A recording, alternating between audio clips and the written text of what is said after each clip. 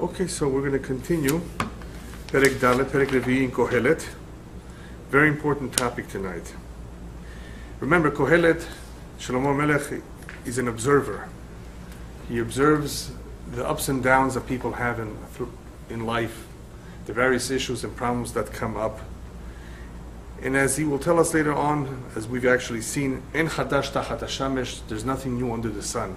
The same problems that occurred in the past, the same things people had to deal with in the past are still around us, and they will always be around. The same kinds of weaknesses, the same kinds of issues, the same kind of personalities. The names have been changed, that's all. But the issues and the problems of life that people tend to have are always recurring. And that is why it's so important to learn to avoid these pitfalls, to be stronger than the average individual out there who is unaware of some of these things. And the only way one can be strong and do battle with these problems is to be aware of them. If you're aware of your enemy, then you seek a way to protect yourself from him, to defend yourself. If you're not aware of your enemy, you don't even know someone is your enemy, then you're in trouble. You can easily fall into the trap. So we're going to talk about some of these enemies or some of these traps that may sound familiar to you, but you may not realize how tricky it could be. So the pasuk says like this: "V'ra'iti ani et kol amal v'et kol kishron ha'maaseh." I've observed that many deeds, many actions of people, whether they're amal or kishron ha'maaseh, amal meaning whether they are corrupt and sinful, dishonest, or whether they are good and righteous deeds, regardless, actions, deeds performed by people, I've observed that many, or the vast majority of all of these ma'asim, of all of these actions, stem from, as a result of, ki kin'at ish mere'ehu. Many things in life, many things that people do, whether good or not, have something to do with being envious, jealousy. They see what others do and they want to copy. They see what others acquire and they want it for themselves. So a lot of things that people will do, that people will pursue and go after, has to do with kin'ah. In this one pasuk, he's revealing to us that a great deal of what happens in the world, what moves the world, is kin'ah, is jealousy. It's incredible, but it's true. A lot of times people do things only because of kin'ah. Only because, as they say in English, they have to keep up with the Joneses. Is that the English way of saying it? Yeah. You know, have you heard that? They have to keep up. Yeah. And I'm going to give you examples soon. Needing to keep up, wanting to have what the neighbor has, all of that is kin'ah. And chemda, to desire to covet what the other one has. Gam ze hevel ure'ut ruach, and all of this, of course, is all vain, and it's aggravating. Ure'ut ruach means it's aggravating because it leads to aggravation, it leads to all kinds of headaches. As a result of this pursuit that people have, it doesn't always end well. Now, he's talking obviously about a tirha, any effort that is being made shelo l'shem shamayim, not for the sake of heaven. Something that is nothing to do with the Torah, something that is not a mitzvah, something which is not a good deed in general. If something is, of course, a good deed, it could still be as a result of kin'ah, but it will not necessarily have the same effect or the same results. So we're going to see that there is a difference between the two kinds of kin'ah. A kin'ah, that one is jealous of something that is not necessarily good, like wealth. The other one has a home, the other one just bought a new car, and he's jealous of that, he wants it for himself. And a kin'ah of something good. It's a good achievement that his friend has achieved, whether it's a good grade, whether it's that he has accomplished something in his learning, that he was able to finish a book, the entire Torah, from the beginning to the end. That people can be mekaneh, people can be jealous of that too, but that is a little bit of different kind of kin'ah. Right now he begins to tell us how it's such a shame and what a waste that a lot of the tirha, a lot of the efforts that people make are in the pursuit of things that really don't matter that much. To have the latest car, they bought themselves a new piece of furniture. All of the jealousies that people have for things that are totally futile, things that are totally not important. And why do they do it? Lasot roshan. Many times they want to keep up. They also want to show off. They also want to, give the appearance that they are equal, that they also have what they have. You shouldn't, chas v'shalom, God forbid, it shouldn't appear that they're in any way less, that they're not as wealthy, that they're not as important, that they don't have what everybody should have. Somebody decided that everybody has to have something. So this is, of course, prompted or brought about by jealousy. That is what is triggering the pursuit of wanting to have what others are having. And all of this is what we say in Hebrew, tirha miyuteret. It's all an effort in vain. It's all needless. It's not necessary. You don't really have to have all of these things. You know what's interesting? You see it in the various advertisements they have in this country, perhaps in other countries too. A new gadget comes out. People jump to buy it. iPods and all these things. You'd be surprised, there's a lot of gadgets that people have bought that they don't even use. They don't use them. One of them I'm told is a treadmill. It ends up collecting dust and people hang their clothing on it. Well, they get all excited about losing weight. There may be a lot of advertisement and hype about it. You don't have to leave your home. And I'm not saying it's no good. It is good if you plan to use it, right? There's a lot of things that people will buy but will not use. You can see it probably in eBay. The box has not been opened. They're reselling it. Now, why they're reselling it? They don't need it. They realize they don't need it. Or something new and better came out a couple months later. They want to get that. Why, And why would you want to get that? Aren't you happy with the first? No, I have to get the best one. Why do you have to get the best one? But this is built into the psyche, the American mentality at least. And people end up not only pursuing it, they may spend money that they don't have. Because after all, America is built on credit. Everything is credit, a credit card, right? Just borrow the money, pay for it later, forget about it. So this feeds other problems later on, but people are not even aware. The spending habits of people get them into trouble. So what happens with all of these things that are not the Shem Shamayim, this is not something that is real, this is something fake. It's only as a result of wanting to copy or imitate what others have. All of this leads in life to all kinds of frustration and aggravation, and all as a result because of kinah. In other words, if it would not be kinah, if it would be pure necessity, would there be an aggravation from buying pots and pans that you need? I mean, you need them, right? Things that are not excessive, things that are not extras, and you really need them. Hopefully they don't break down, and if they break down, you repair them. They have a warranty. But for him to say that there is going to be aggravation and headaches as a result of all these pursuits, he's letting us know, because obviously this is not something real. This is not something that we should want or something that we should pursue. And that is what the rabbis tell us. There are three things that drive people out of this world. They are kinah, jealousy, tava, desires, and the pursuit of kavod, of honor. Some people have this weakness that they need the honor, they need the respect. So the rabbis tell us that these three drive people out of this world. Which world? This world or the world to come? Well, some commentators say both. They drive you out of this world because of all the problems they cause an individual who has these weaknesses. And they can drive him out of the world to come, because if he commits many sins as a result of wanting everything, right, then obviously it's going to get him into trouble. So the way I look at it is, you want a good example of how they drive you out of this world? Heart attacks, strokes.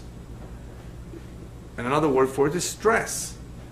Just stress alone is a big problem as a result of these three. People become very stressed out if they don't have what they want, if they're very anxious to get something, and they can't afford it, and they have to plan and figure out how they're going to do it. Look at the guys who are on drugs and who are addicted. Do you know that some of them, if they don't have the money, they steal from their parents, and some of them have hurt their parents or their grandparents who refuse to give them the money for that habit? Look, quick, good example of how this bad habit can lead to terrible things, to all kinds of crimes. So that's what the rabbis meant. There are certain things that will only lead to trouble. Kin'at, tava, and kavod, the pursuit of the jealousy, of the desires that have to have everything, and the wanting to have the kavod. Kin'ah, however, is so bad that the rabbis tell us that it leads to chemda, because they're very much related. Chemda means to desire. The last commandment in the 10 Commandments is lo tahmod, right? Do not desire, do not covet. The rabbis tell us that from that you can come to transgress all the 10 Commandments. You will covet what you don't have, you won't get it, so you will steal. You will swear falsely. You will kill. You see? One will lead to another. So from coveting, from wanting to have that which you don't have, it may lead to transgressing all of the 10 Commandments, the entire 10 Commandments. So coveting, of course, begins with the seed. That seed is called kin'ah, jealousy, to want to have what the other one has. Now, there is something different that is not really included here, but it's just as bad, if not worse, and that's called tzarut ayn. Tzarut ayn means I'm not happy that that individual has what he has. Let's say you have a car. You have a Mercedes, you have a BMW, you have a Jaguar, whatever, you have a nice car, and you see that your neighbor, your friend bought one too, right? So there's no reason to be jealous. You have it, he has it. But there are individuals who have what's called tzarut ayn. Tzarut ayn means a narrow eye. In Hebrew we call them em lo yocholim lefargen. They're not happy for the other individual. They would rather him not have it. It's not that they want what he has. They don't want him to have what he has. That's a terrible midah. Very, very ugly midah. Be happy for him. Tell him mazal tov, mabruk, right? Enjoy it, right? No, they have a hard time. So that's a different kind of a midah. Here we're talking about the one who simply needs or he thinks he needs. He wants to have what other people have. And this can also lead to all kinds of problems. Kin'ah is, by the way, also the root problem of machloket. This week's parasha, not this week's, next week's parasha is Parashat Korach. Korach is about machloket, is about division, about arguments, right? About fighting. You know, people fight, people get into all kinds of problems with other individuals because they're unhappy with them for whatever reason, right? Machloket, divisiveness. And that machloket is partially has to do with kin'ah. Korach, as we will see, there's a whole list of individuals in the Torah, in the Tanakh, who had this kin'ah, and that kin'ah led them to problems. Korach made the machloket, started the machloket as a result of kin'ah, of jealousy. So part of the shoresh, the root of all kinds of machlokot, unless it's the Shem Shamayim, for the sake of heaven, has to do with kin'ah, with jealousy. If people would not be jealous, they would not necessarily argue and be so divisive and cause all kinds of problems. So this is obviously something to be wary about. You know, this is part of people's nature. It's human nature. A lot of people have kin'ah. Everybody has it to some degree, but by some people it's very, very developed, and they act upon it.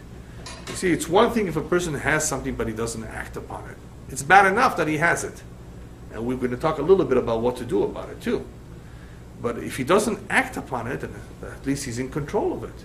You can't eradicate something completely from one's nature. You can control it. And if you're in full control of something, then it's almost non-existent. How do you know that it's almost non-existent? When it doesn't bother you anymore.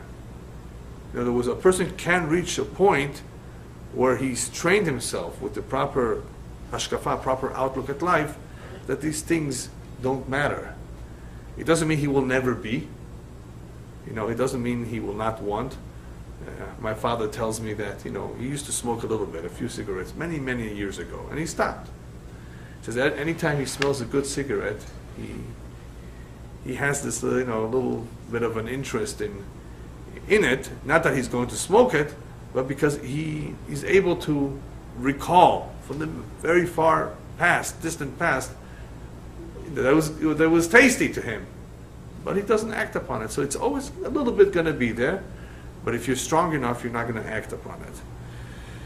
So it takes a certain amount of strength and clarity and emunah and bitachon, faith and reliance in God, not to act on kinah, not to act on any other bad trait, bad characteristic. A person who's mekaneh, rabbis tell us, a person who is envious all the time of just about anything, shows that he's upset or he's not happy with, or he doesn't agree with the hashgacha of Hashem. Because what's hashgacha? Hashgacha means that Kadosh Baruch Hu directs the world, and he decided to give him this and to give him that.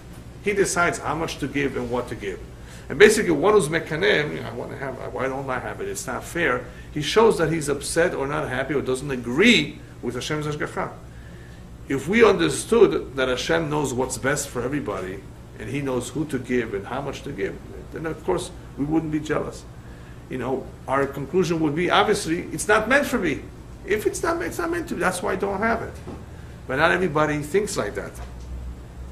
So kin'ah, if it's very strongly developed, is an indication that this individual does not have a strong emunah, or his bitachon is lacking. Bitachon means he doesn't fully trust Hashem.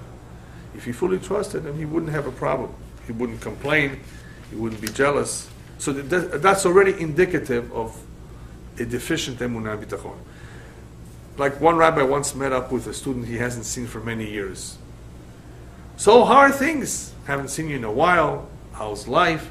He says, Rabbi, believe me, it could be a little bit better. So the rabbi tells him, whoever told you that it could be a little bit better? The way it is right now is the way it's best for you. Whatever Hashem has given you now, that's what you're supposed to have. A little bit more maybe would be worse. You don't know that.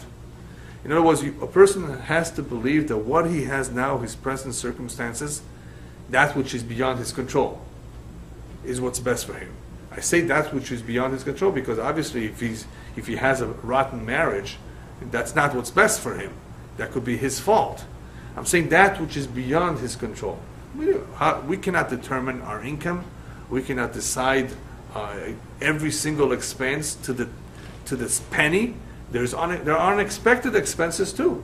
You can't decide on that. There are certain things that are beyond our control. That's part of our mazal. And these are things that are very difficult to control. So when we're confronted with a situation that we're not very happy about, it's okay. I mean, we're not happy, fine. Just think, Baruch Hashem. This is what Hashem wants me to have.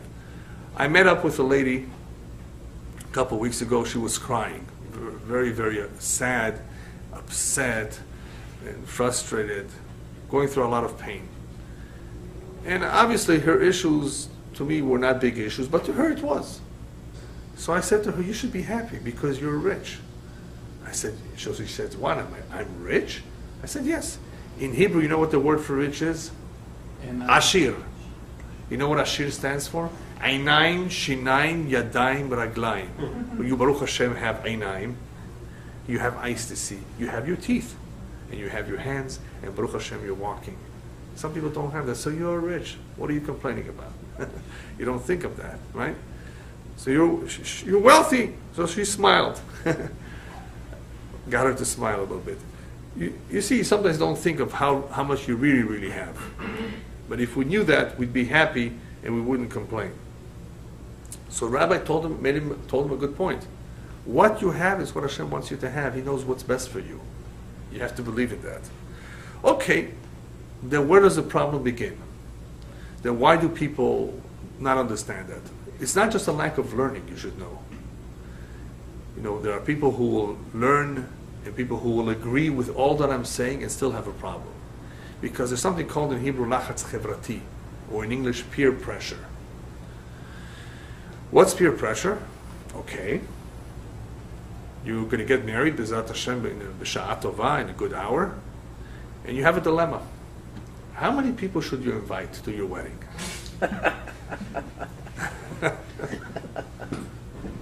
Okay? Well, what's the problem? You invite your friends. Well, who is a friend? Anybody that says hello to you on Shabbat Shalom is a friend. But he sees you every Shabbat and he'll be offended if you don't invite him. Right? What about those who invited you? Should you invite them? Even though you haven't spoken to him for the last 10 years? You don't speak to somebody for 10 years. Is he a friend? You see him around. He invited you to his wedding 10 years ago or whatever. Should he be on your invitation list?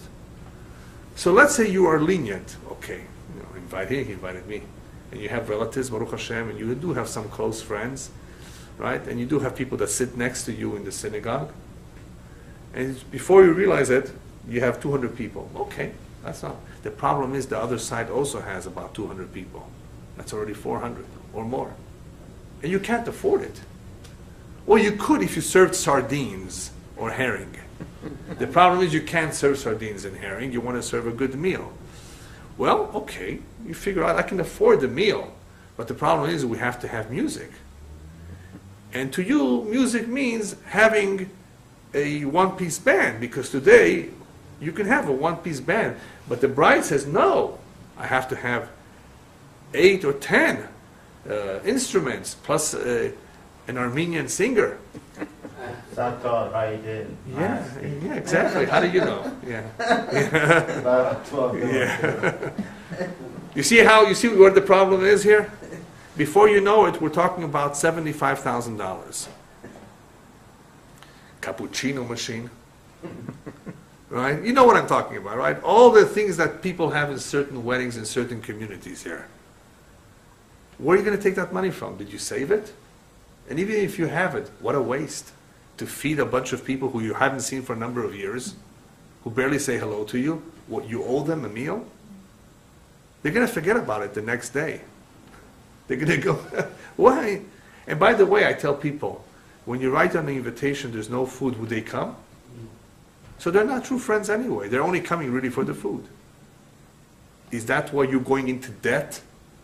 A lot of people are going into debt, borrowing. Now, why are they borrowing? Because they really don't have the money, but they have to keep up. Everybody in the community does it. How is it going to look if I don't do it? You see? This is peer pressure. This is not just in the Persian community. It's also in the Syrian community in New York and other countries in the world where people have to keep up. And if they're not doing very well, it's very difficult on them. In Israel, there's a joke.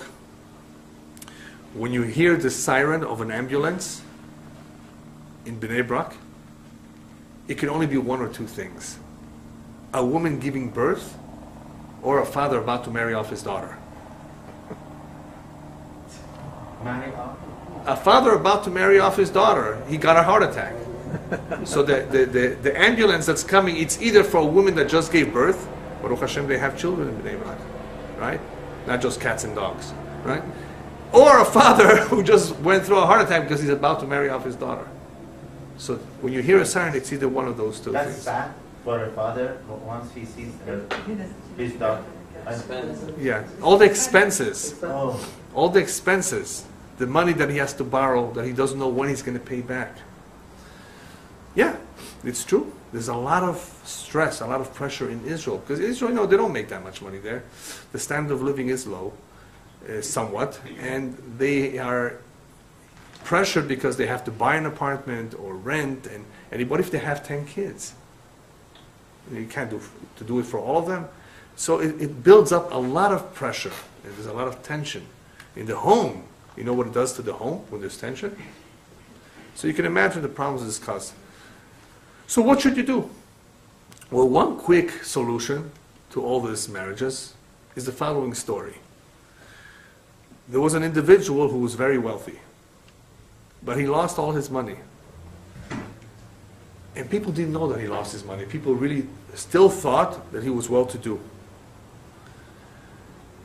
So he has to marry off his daughter right now, and he doesn't know what to do. People are expecting him to throw a big bash, they say in English, a big spread. Yeah, he's like, oh, he's a wealthy man, so he's going to have all the goodies plus caviar. You know, caviar, expensive. All the best wines. That's what they're expecting. They're looking forward to it. They're talking. All the people in town are talking only about the coming wedding. And he doesn't know what to do. Imagine when he overhears people expecting it, even more pressure. So he goes to consult with his rabbi. Baruch Hashem, he did the right thing. To consult with the rabbi. He said, "You have pressure. Yeah. Release a little bit of the pressure by speaking to someone else, seeking the advice of a rabbi." Rabbi tells him, "Listen. There are two weddings we find in the Torah. You look at the Torah, you will see two weddings. There's the wedding of Lavan HaArami, when he married off his two daughters. What kind of a wedding was that? He invited the whole town. As we say in Arabic, Shfuni innas, so people should see me. You know, he wanted to show off. So he invited the whole town. That's the wedding of who? Of Lavan, the Rasha. He makes a big spread. Says there's another wedding, a more modest wedding. That's the wedding of Boaz to Ruth that we just read in Shavuot. You know what kind of a wedding that was? There were only 10 people at the wedding, and they were all senior citizens who barely eat. That's the kind of wedding you could have. Who says you have to have the wedding of Lavan HaArami? You can have the wedding of Boaz to Ruth HaMoaviyah in your own backyard. Right? No smorgasbord, no Persian cucumbers, right? No tea, no flowers, a few candles, of course, right? And that's it. Big deal. What's going to happen? They're going to be happily married. Isn't that more important than anything else? That the zug, the couple, should be happily married. That's more important than what they eat. They're going to forget about what they eat. Yeah. How about the photographer? We forgot about photographer and videos. They didn't have that 50, 60, no, 70, 80 years ago. They charge also. And you have to have the professional photographer, you know, that with that machine swinging around the whole hall. You know? How many times are they going to look at the album? Baruch Hashem, I'm happily married over 26 years. And I like the pictures. I like pictures too. And I think in the 26 years, I've looked at the album 3 times. That's it. I know where it is, I think. I think I know where it is, if I need to find it. But I don't need to because I see my wife every day. Yeah. And I'd rather her not look at the album because she always reminds me how skinny I was back then. Anyway. She's a good cook. You know how many thousands of dollars are spent for this shtuyot, for this nonsense? But what is this? This is kina. Even though it's not a real kina, but you're doing it because everybody else did it. Somebody told me when I got married, you have to buy your wife a gift in the yichud room. You know what a yichud room is? After you're done with the chuppah, especially Ashkenazim, they go into a room where they break the fast if they fasted that day. If they didn't fast, they just have a drink and they talk to each other a few minutes and the doors are closed. So this consummates the marriage, the chuppah. It's only for a few minutes. So I'm told I have to give a gift. I said, who made up this custom? It's not written in my book. He says, that's what everybody does. I said, no, that's not what I'm doing. I like to give a gift when I feel like giving a gift, when I appreciate, when I don't know, birthday or something. But just because somebody decided that that's when a gift should be given, you see what kind of pressure exists in this society? People do that. What about the style? I met a lady in Mexico once. In Mexico there was a style, maybe in the world, the women used to wear what they called in Spanish fisherman's pants. It was a pants that went down till the knee only. Fishermen, it was a kind of a style. The woman, you know, they wore, instead of a skirt, they wore a kind of a pants, and the pants went down till the knee, a little bit below the knee. And she tells me, I hate this. So I said, why are you wearing it? Because that's the latest style. I said, poor lady, you're a slave of the style. You have to wear what they tell you to wear? Because that's the style. Don't you want to wear what you enjoy and what you like? No, that's the style. Mr. Yves Saint Laurent in Paris decided this is what all the women need to wear, and everybody's going to go to Ross for Less or to all these stores and to find the latest style that they decided in Paris, and they're going to pay for it. It's a good business. Women's shoes, you hear? Not men's shoes, women's shoes. They're going to buy 40 or 50 pairs, not just 2 or 3. Right? Why? That's the style, you know. You know, you ask a lady, what happened to that beautiful dress you wore 2 years ago? It was so gorgeous. Good taste. Oh, I still have it in my closet. Then why do you wear it? It's no longer in style. What can you do? That's a problem that exists in that part of society. Men don't have that much this problem. They have a little bit of a style problem too. They won't wear something which is out of style either, but not as much as with the women. This is all pressure, unnecessary pressure. Make up your own mind, have your own tastes, and don't look at what everybody else does. But kin'ah is very, it is a character that is embedded in human nature, and it's very difficult to escape from, unless you have the proper outlook, the proper education. Okay, so what do we do briefly about kin'ah? We're not only talking about kin'ah, but very briefly, what's a quick way of dealing with jealousy? Always look at those that have less than you. Try to get used to looking at people who have less than you instead of those who have more than you. And say, oh wow, I should be happy. Look at how many other people are less fortunate or don't have all that I have. This is a good segula, or a good way of bringing yourself to happiness in case you're a little bit depressed. Look at all those who have less than you. Then we spoke about a good kin'ah. Kin'ah sofrim tarbeh chokhmah. Rabbis tell us that if you see others who are studying well, who are great achievers when it comes to Torah and mitzvot, that's something that you should be envious of, because if you are, this will encourage you to follow and to emulate them and to want to be like them. So that's good, because you want to be a good person. You want to be a tzaddik. If you see somebody doing a lot of tzedakah, wow, I'd love to one day give as much tzedakah as he does. That's good. It's okay to be jealous of that. So that's a jealousy that is positive, not a negative form of jealousy. And that's a jealousy that will perhaps lead to a to'elet for the world. The world will have benefit from you having this jealousy, because you'll want to be as good as he. Will the world have any benefit if you have a negative jealousy? You want to have the car? Only the car dealers. Right? Only they will have the benefit, not the world. Right? So this positive jealousy is good for the world, because it promotes or it encourages people to want to do good things. That's fine, but not the negative one. One who's jealous should remember that there's others who are jealous of him, and nothing good comes out of it. This is, again, just a few ideas of how to deal with this jealousy. It's a good idea to also pray. Rabbis put together a prayer that no one should be jealous of me, neither should I be jealous of anybody. It's a prayer, because it's a problem. You know, the rabbis have had and still have sometimes this problem, that others are jealous of them, or they're jealous of others because of power, because of all kinds of reasons. So they composed a prayer. It's a good prayer to say that you should not be of them, and they should not be of you, jealous. Another important idea is to be careful not to dress in a way that draws too much attention. You know, fancy clothing, fancy jewelry, things that are very showy, because these things bring about jealousy in others. Plus, if a person has it, then it leads to all kinds of other bad things, like gava, arrogance, to show off. So you don't want to draw attention. You want to be modest in how you behave and how you look, and not to do anything that draws too much attention. What should someone do who Hashem has blessed with much wealth?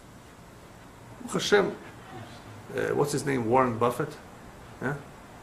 I think he has more than a couple $1 million, right? Billion. Yeah. 60, 70 billion. Well, you counted?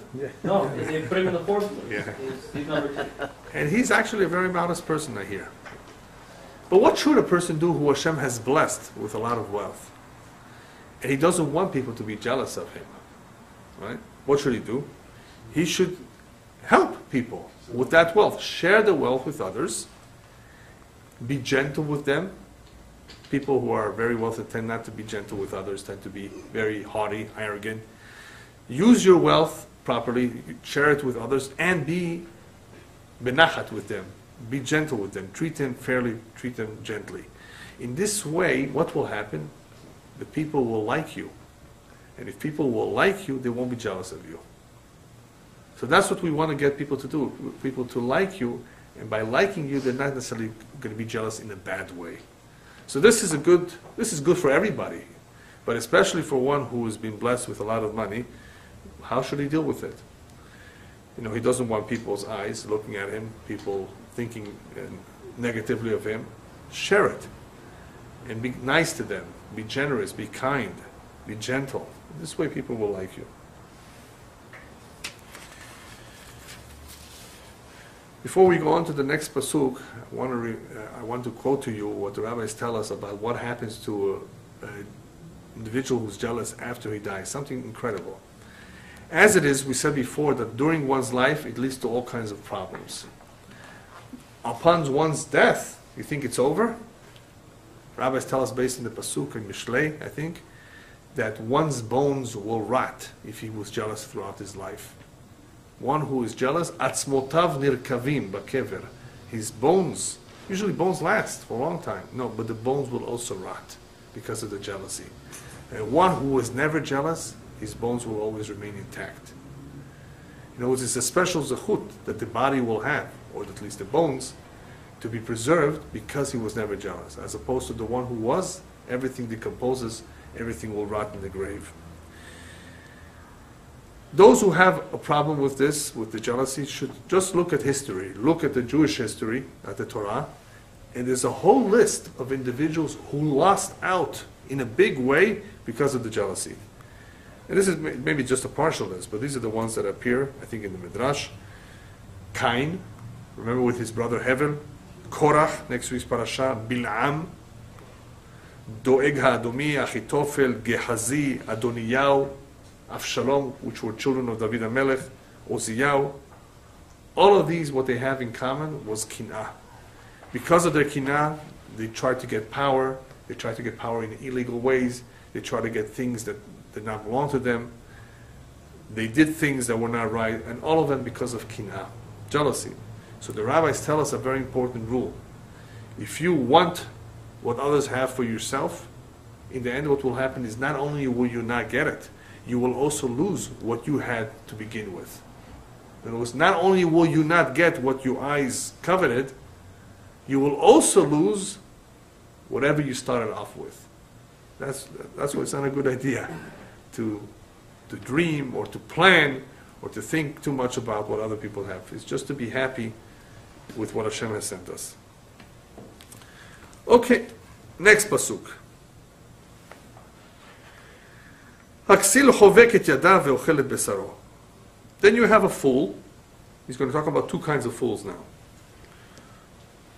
Who decides to just be chovek et yadav, to just close his hands, in other words, put him down, and not go to work. What is he talking about over here? There are people who are jealous, and as a result of the jealousy, they go out of their way. They work extra hours. I'm going to get that car. I'm going to buy that house. He has it, right? So the jealousy prompts them, gets them to work harder, right? And to do whatever it takes to get what they want. You have a fool who doesn't want to work hard, who's lazy, who doesn't even make an effort, who just sits back, chovek et yadav. He just closes his hand, or basically doesn't open his arms, right? Doesn't make any effort, and as a result of that, ochel et besaro, he eats his flesh. So these few words, by themselves don't really make too much sense. What does it mean? So I just told you we're talking about someone who's lazy, as opposed to the one who was jealous before, but at least he works. At least he works hard. There's one who's a fool, who doesn't even try, who just sits back and does nothing. And as a result of that, Kohelet besaro means what? He eventually turns out to be a pauper. He becomes poor. If you don't work, if you're lazy, and you don't make any effort whatsoever, then obviously you will lose everything, and then you eat your own flesh, which is an expression here that's used to describe an individual who loses everything that he may have had to begin with. You had something. To preserve it, continue to work. Continue to make an effort. So here, he's talking about how detrimental it is for somebody to be lazy. There's a lot more pesukim and a lot more description of this lazy individual in Sefer Mishlei. Here he just inserts this pasuk to show how that the last individual who was jealous, at least he worked, at least he made an effort, which was also in vain, not for a good cause. But this guy, to just sit back and be jealous and not to do anything, that doesn't make any sense whatsoever. He loses out more because in the end he loses whatever he had. Laziness is one of the worst midot, one of the worst characteristics that a person can have, because he basically doesn't accomplish.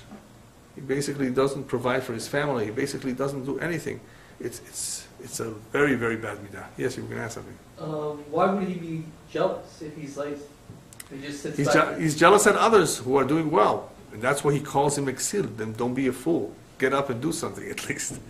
No, I mean, but you want it for yourself? You want a house too? Or you want to continue to live in a dump? Then work. Work. Hopefully you'll save some money and you'll be able to move up the ladder little by little. But to do nothing? But it seems like he's overcome with laziness, not Right. really jealous. Yeah, he doesn't say that he has the jealousy here, but it's somewhat of a continuation. Otherwise, it doesn't belong here. It's a continuation of the previous pasuk, that you have a fool who's still jealous, right? And he's a fool because he doesn't work. In other words, not only will he not have what he's jealous about, he will lose whatever he started off with. Kohelet besaro, he will eat his flesh. So he inserts this additional weakness that certain people have, and it only makes things worse for them. So what does he recommend? The next pasuk tells us what he recommends.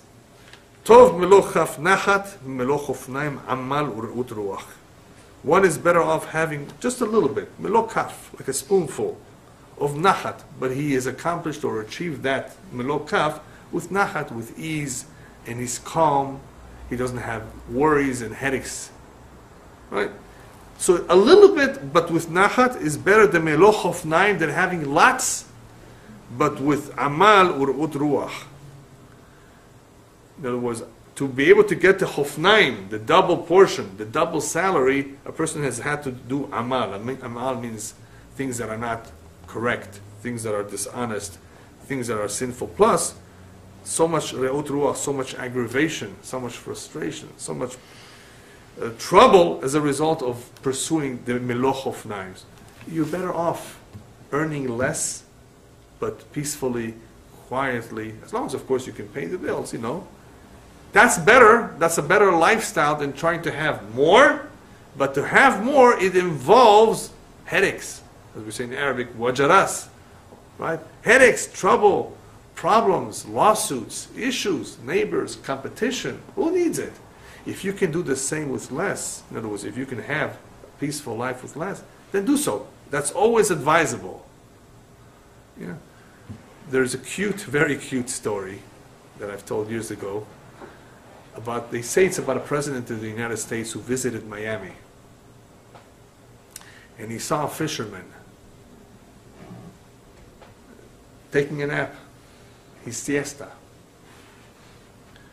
That fisherman had a small boat. So he approaches him, he says, "What do you do for a living?" He says, "I'm a fisherman." He says, "That's your boat?" He says, "Yeah." "What are you doing now?" He says, "I'm resting." Resting. He says, "Do you know that if you would be working more hours, you'd make more money, you'd catch more fish?" So the fisherman tells him, and then what? He says, well, with more money, you'd buy a bigger boat. And what will happen when you have a bigger boat? You'll catch even more fish, you'll make more money, and eventually you'll buy even a bigger boat.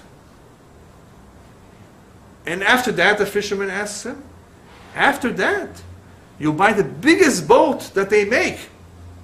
And you'll be able to catch so many fish that you will be able to retire early. He says, well, that's what I'm doing right now. Without the bigger boats, without the hard work, without all the fish. That's what I'm doing now, you see? I don't have to work so hard. Yeah? People don't think like that. And he's preparing us for something here. He's preparing us for something that people don't realize. But that's the point over here, that you're better off. We're always better off less than more, because a lot of times the more is motarot. Motarot means excesses. Things that we don't really, really need. People are buying a lot of times things that they don't need.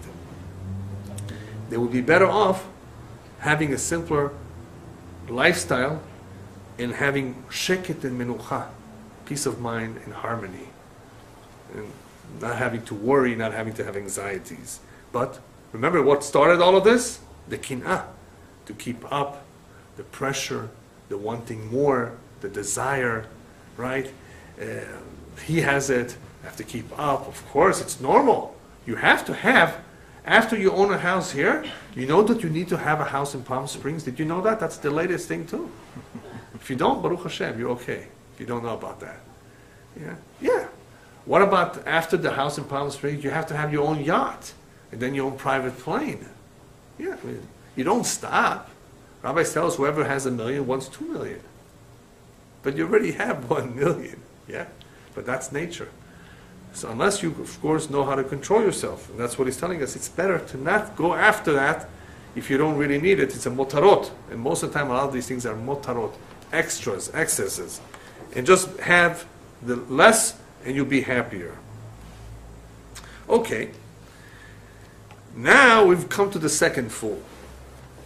Who's the second fool? Yesh echad. This is a very interesting way, the way he says it in the pasuk.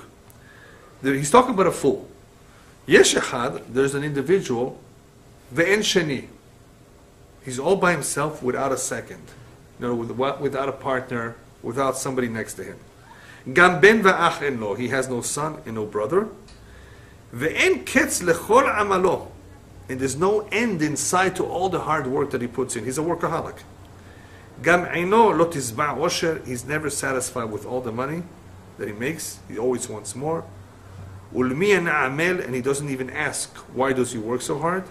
I'm right now just translating. Umechaser et nafshi mitova. And I'm depriving myself of all the good. Gam ze hevel v'inyan rahu. All of this is vain and terrible. What a waste. Just a total waste. Who is he talking about here? What does it mean that there's one and not two? He's talking about people who are single and not married, people who don't have children, people who don't have a partner in life, people who have no relatives. They're all one without a two, without a second, right? And this guy is not lazy. It's just the opposite, but he's a fool because he's overworking himself for what? And for who?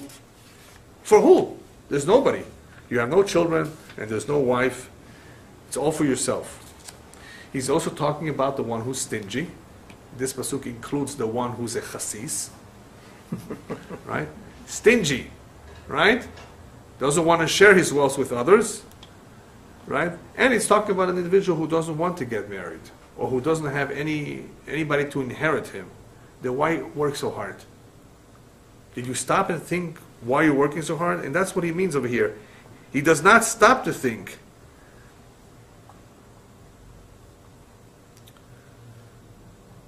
Ulemi ani amel umechaseret nafshi. This isn't a question. He's not even asking himself, for whom am I doing this? He doesn't stop to think.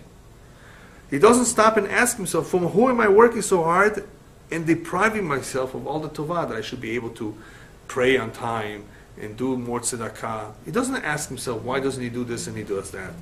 He says, he's a fool too. He's another individual that we feel bad for him.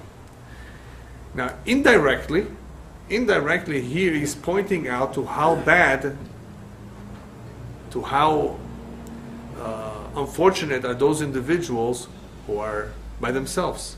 Habdidut, solitude, is not good. To be by yourself is not good. How terrible stinginess is. There's two kinds of stingy people.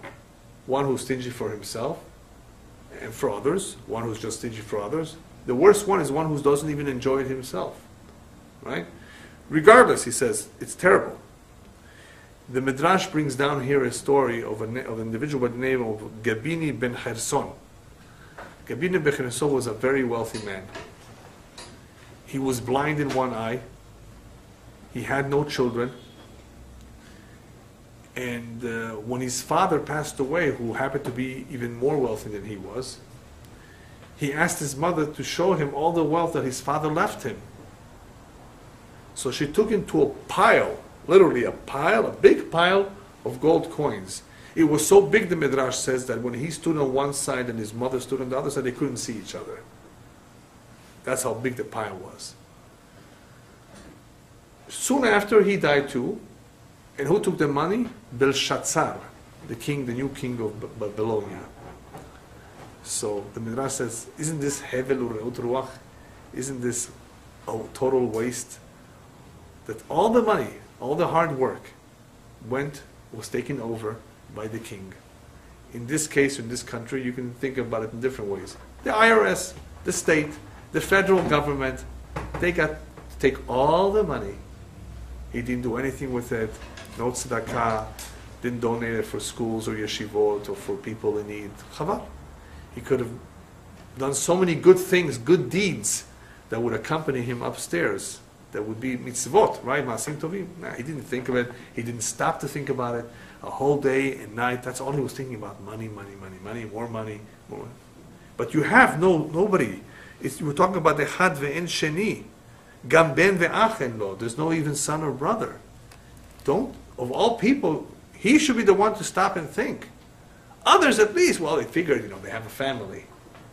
But him says, this is completely hevel ureut ruach. It doesn't make sense why people should. But it says, but this exists, and you think this only existed then? It exists all the time. You have people like that. You have people who have no kids. You have this all the time. And people who are stingy, you have this all the time in all the countries in the world. Not only in Iran, right? They have people like this in many countries who just, for themselves, everything for themselves. Isn't this a shame? He says, this is such a shame. What a waste. And that's his main point over here. People do not ask, what am I working for? What am I working for so hard? They don't have a plan. And it would be good, it would be advisable if people at least had a plan. What to do, what I would like to accomplish. I'm leaving behind so much. This is what I want to go for this is what I want. Not everybody has a tzava'ah. Not everybody has a last testament, a will of what he want, how to dispose of his money. Well, some people who are young don't even think about it. But at least they should have a plan for their life. They may not have one for after their life, but for life. What do you want to do? What is a priority? Where do you want to spend? If there's no plan, money comes and goes. You just end up spending it on all kinds of shtuyot. Got to remodel, got to fix, got to buy a new car. There's no money left to do the real important things in life. So people don't do the important things, the right things, because they don't think. That's the bigger problem. That's what Kohelet stresses many, many times. Stop and think. What are you doing? Where are you headed? What needs to be corrected? There's not that much time to do it. So in speaking here about the solitude and about how it's not such a good idea to remain single, he gives us a quick description, and I'm going to read to you various pesukim, and then I'll explain it to you. He tells us what we know in English to be two heads are better than one. This is where it's taken from. He says like this: Tovim hashnayim min ha'echad. Two are better than one. Why? Asher yesh lahem sachar tov ba'amalam.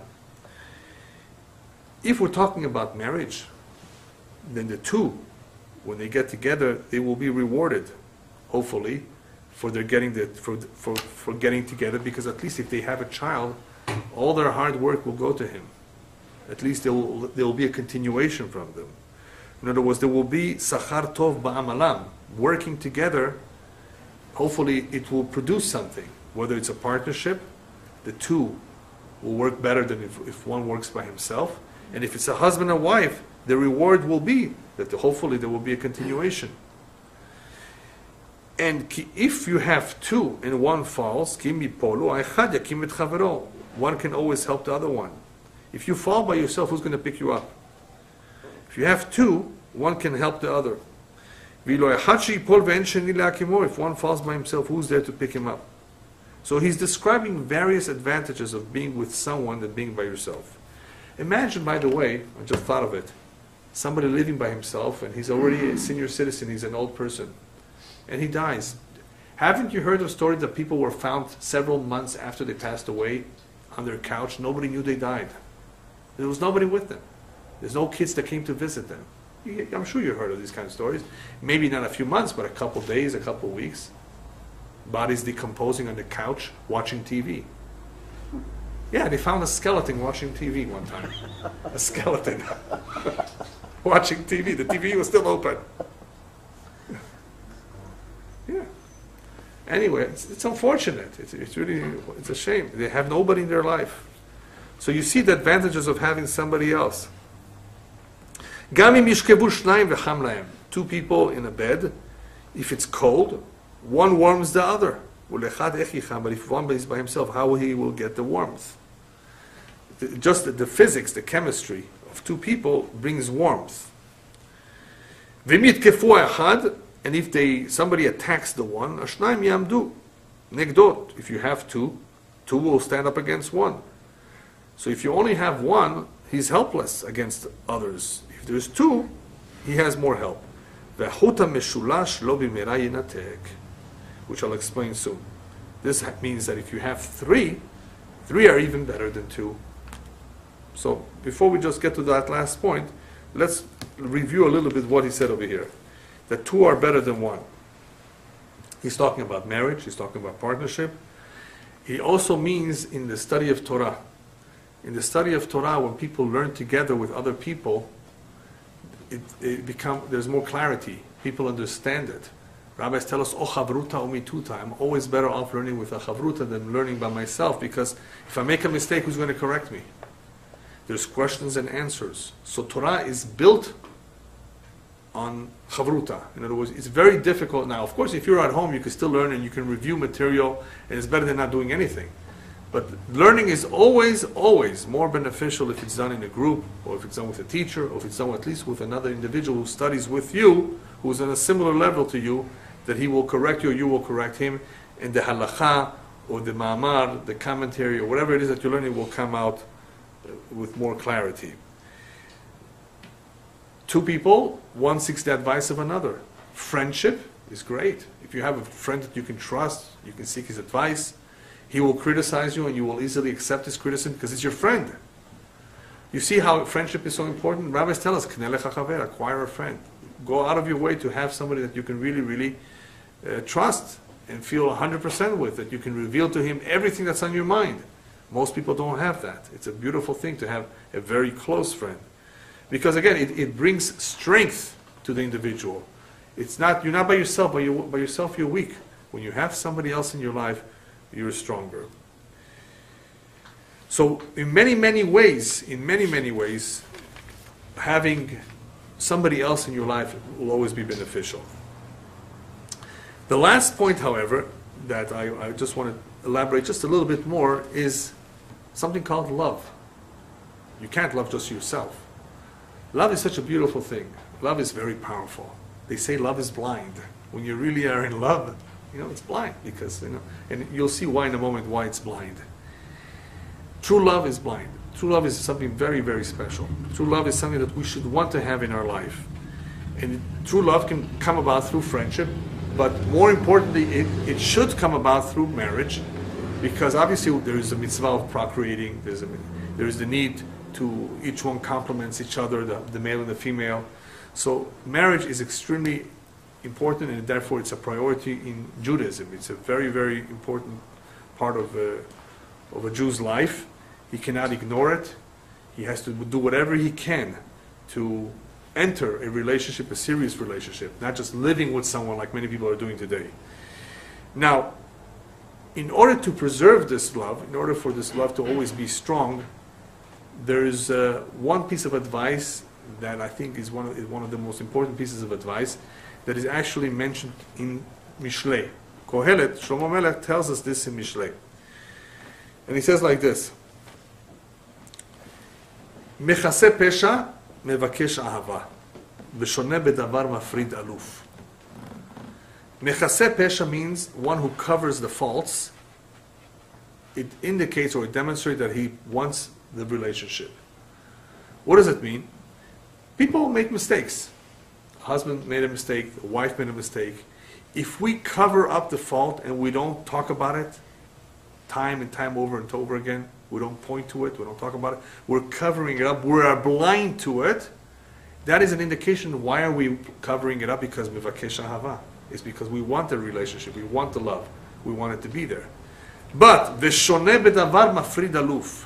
If you repeat, you did this again, this is wrong, this is not the way I want it. You did it last time, you did it again. Whether it's a friendship or whether it's a marriage. Shoneh bedavar, if you repeatedly point out the weaknesses of the other individual, repeatedly talk about the same mistakes and the same problems, then really what you're accomplishing is mafrid aluf. You will be becoming more and more distant of the one who was your aluf, your very close buddy. Aluf is like somebody who's very, very close to you. It could also mean HaKadosh Baruch Hu. So here is a very, very important piece of advice for those who want to preserve any relationship, friendship or marriage. Overlook faults. Don't always point to them. And if you have to point it out, do it in a very indirect and tactful way. Because you're stepping on a person's toe. You're stepping on him. It's painful to talk about the faults. And especially if you repeat them and talk about it all the time, again and again and again, it shows you don't care about them. The one who cares about the love and about the relationship, therefore will overlook, will be mechaseh. He will cover up.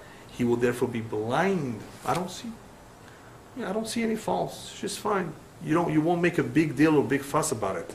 That is what they say love is blind. True love means that you're blind to all the faults. Or as the saying goes in various languages, a true friend is a friend who knows you with all your faults and still loves you. A true friend is a friend who knows you with all your faults and he still likes you. That's a true friend. But one who points it out and all the time talks about it and criticizes it, obviously he's not interested in the relationship. If you're interested in the relationship, you want to keep it, then you want to cover up the faults. Okay, last but not least was the last point that he made, and that was about the three. And three, the best way to understand three is, of course, with strands. One strand by itself is very, very weak. The more strands you add, the stronger it becomes. So obviously, the larger the group, there is unity. Nobody can break the rope. The rope consists of many, many strands. The Jewish nation has to be unified. It has to be together, consisting of many, many strands, but together in order for us to be strong. So this is not just about the nation, it's also about relationships in general. Two, we said, are good. Three is even better. The Chuta Meshulash, there was one that has triple strands, lo bimera yinatek. It will not easily be severed. Rabbis therefore tell us that if you have 3 generations of Torah in the family, the grandfather, the father, and the son, the Torah will never disappear from that family. Right? The Torah will always be there. And even if it goes away for one generation, it will come back the next one. The fact that you had 3, you've made it hazakah. You've made it so strong, rooted into that family, that the respect and the desire and the interest in Torah will always be in the family. And it will always be coming back and coming back. And that is, of course, something that we should ask for. That is something that we should strive for. And that is what we should always pray for. That the Torah should never be forgotten from us, and not from our children, not from our great-grandchildren, forever. Bezat Hashem. Amen.